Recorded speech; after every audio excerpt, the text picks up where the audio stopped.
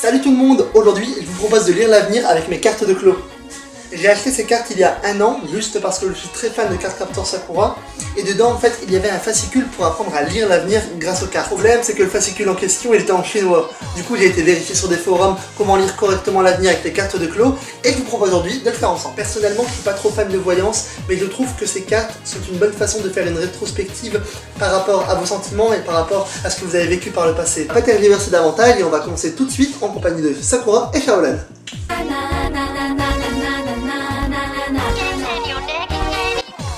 Logiquement, chaque carte a un sens très particulier, mais par exemple, lorsque je demande à mes amis de poser une question en carte, je ne leur impose pas le sens des cartes, je leur demande simplement ce que ça leur évoque par rapport à leur vie, par rapport à leurs sentiments, par rapport à la question qu'ils ont posée. La question que j'ai décidé de poser aux cartes aujourd'hui, ce sera simplement comment profiter pleinement de mon année 2016. C'est parti. Donc si je ne fais pas la lecture correctement, je m'en excuse. Donc dans un premier temps, il faut trier les cartes.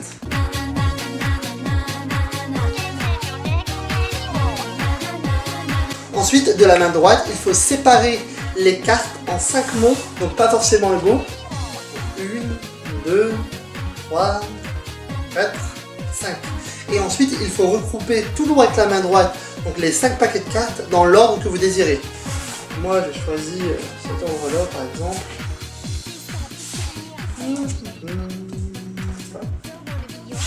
Voilà, donc là, j'ai regroupé mes 5 paquets de cartes. Et maintenant, toujours de la main droite, je vais les disperser puis les réassembler, donc c'est pas de deux mains. Là, voilà. Donc je ne sais pas, il n'y a pas de temps précis, de façon précise, il faut juste les séparer et dès le moment où vous sentez que vous voulez les regrouper, vous le faites, tout simplement.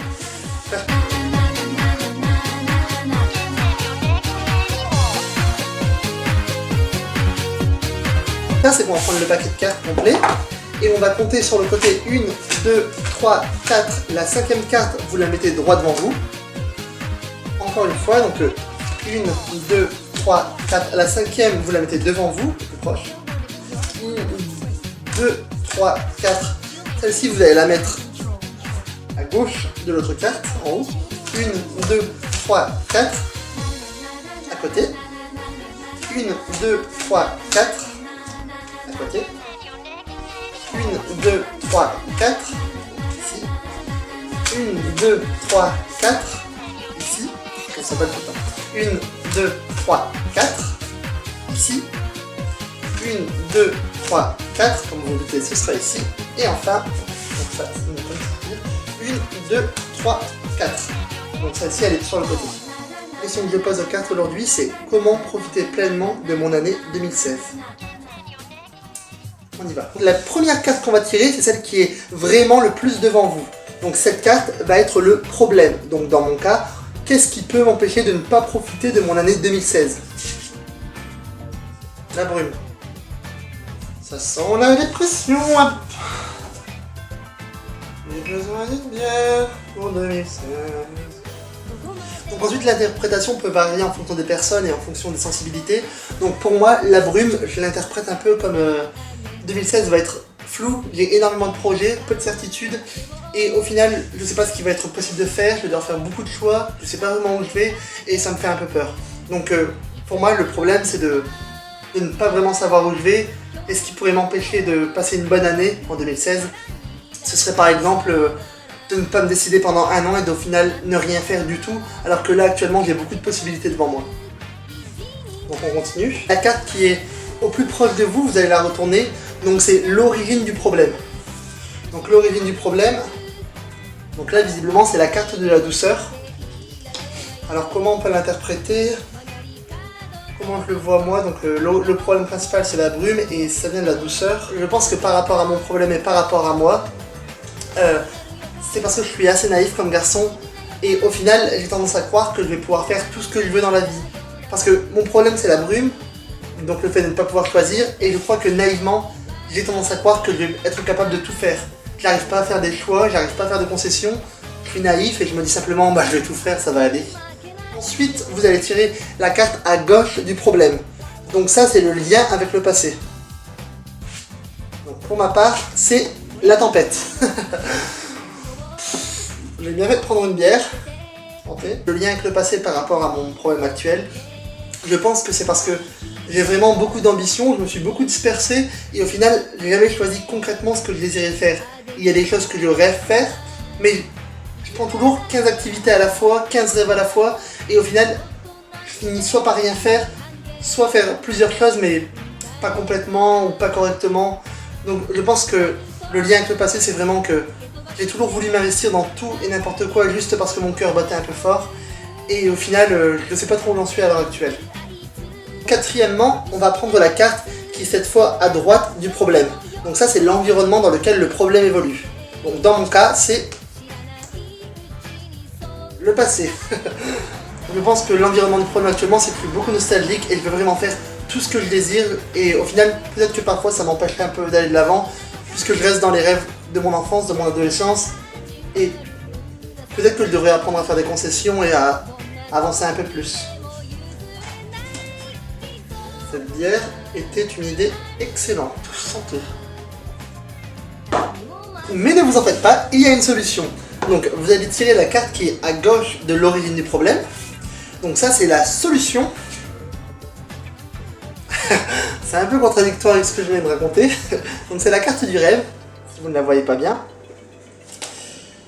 Alors le rêve comme solution, ça a un beau sens quand même, parce que je pense que la solution dans ces cas-là, par rapport à mon problème, c'est de continuer à m'accrocher aux choses qui me tiennent le plus à cœur et continuer d'aller de l'avant, malgré le fait que plusieurs choix s'offrent à moi. Je pense que je vais devoir faire un choix, garder le chemin qui m'est le plus précieux, celui qui va me permettre de faire plus de choses et de réaliser concrètement mes rêves. Parce que là, je suis dans une situation où j'essaie de faire tout le temps et je m'épuise à la longue. Je pense que j'ai besoin de garder mon rêve en tête et de ne pas perdre le chemin que je me suis tracé, concrètement. Ensuite, la carte suivante, c'est celle qui est à droite de l'origine du problème. J'ai eu du mal à comprendre le sens quant au forum, donc visiblement c'est une aide pour la solution, c'est une espèce de, pas de mot-clé, mais quelque chose de supplémentaire à la solution. On va dire que c'est une aide à la solution, ouais, ça me paraît bien. Donc cette carte, c'est le sable. Laisser passer un peu de temps pour prendre soin de prendre les bonnes décisions. Ou par rapport au sable, je vois aussi un peu quelque chose comme la traversée du désert, entre guillemets. Essayer de prendre un moment pour vraiment réfléchir, revenir à l'origine et réfléchir à ce que j'ai vraiment envie de faire dorénavant. Donc ça pourrait être une solution pour que 2016 ne soit pas complètement dans la brume et pour que ce soit une année où j'arrive à aller de l'avant et continuer d'avancer. La carte qui est la plus à gauche, ce sera la carte de l'obstacle. Donc en 2016, mon obstacle, ce sera les fleurs. Les fleurs, ça me rappelle un peu la naïveté et l'insouciance. Et peut-être que l'un de mes défauts que je vais devoir affronter cette année, c'est de savoir prendre des décisions terre à terre, agir de façon plus adulte peut-être. Et oui, vraiment, savoir prendre des décisions dures et fermes et savoir m'y tenir. Ce sera vraiment un obstacle pour moi, par exemple. Donc ensuite, vous allez tirer la carte qui est le plus à droite. Donc pas celle qui est sur le côté, celle qui est à droite vraiment. Donc ça, c'est le futur. Donc le futur, ce sera... Ah, ça me met un peu dans le train cette carte. Parce que pour moi, le futur, enfin la puissance, ça veut dire que peut-être que malgré l'obstacle que j'aurai à franchir, il n'en sortirait que plus fort. Donc pour moi, c'est assez positif comme carte. Je n'ai pas plus de choses à dire à son sujet. Enfin, la carte du centre, la dernière, ce sera la finalité. Donc, dans mon cas, la finalité, ce sera... Oh, c'est trop bien. La finalité, ce sera la lumière. Je suis vraiment content d'avoir cette carte, parce que moi, c'est la lumière et l'obscurité, c'est deux extrêmes. Et donc, la lumière, pour moi, c'est un extrême positif. Donc, je pense qu'à la fin de cette année, ou durant cette année, j'aurais été capable de faire la lumière sur ce que j'ai vraiment envie de faire dans ma vie, de mes ambitions, de où j'ai envie d'aller, et de pourquoi j'ai envie d'y aller. Et c'est vraiment quelque chose de super positif et je suis vraiment heureux d'avoir cette carte, puisque c'est vraiment, pour moi, la lumière c'est vraiment quelque chose de bénéfique, quelque chose qui t'aide à avancer, qui te montre la vérité sur les choses. Et c'est vraiment nécessaire et vital de l'avoir. Donc je suis vraiment content. Et sans plus d'attente, je vais vous tirer la dernière carte. Donc cette carte, c'est un peu la vie extérieure, ce qu'en penseront les gens, l'image qu'on va rendre aux gens. Donc durant cette année 2016, les gens ils vont se dire de toute façon, Lonquillou, il passe au travers. J'ai pas vraiment d'avis sur la question. Ça c'est la carte du passe-muraille, donc passer au travers. Peut-être que les gens vont se dire... je sais pas, Gonkiyu il a réussi à passer au travers de ses soucis. Ce qui serait une très belle interprétation, je pense. Je sais pas. Ça, c'est les gens qui doivent répondre, donc dites-moi, pourquoi le passe-muraille? Voilà mon tirage pour 2016. Peut-être que je ne lis pas correctement les cartes, mais c'est ma façon de faire et ça me plaît. Je pense que je ne crois pas vraiment à la voyance, mais j'aime beaucoup cette façon de faire une rétrospection en soi grâce aux métaphores que nous donnent les cartes. Si ça vous plaît, n'hésitez pas vous aussi à faire des vidéos de lecture de cartes, ça me fait vraiment plaisir de les regarder. Et si vous aviez une autre interprétation pour mon tirage, n'hésitez pas à me le partager, ça me ferait vraiment plaisir de pouvoir le lire. En tout cas, moi je vous remercie d'avoir regardé cette vidéo. Donc comme d'habitude, vous pouvez liker et vous abonner. Sakura et Shaolan vous en remercieront infiniment. Et vous pouvez également vous abonner. Moi en tout cas, ça me fait plaisir d'être capable de faire plus de vlogs actuellement.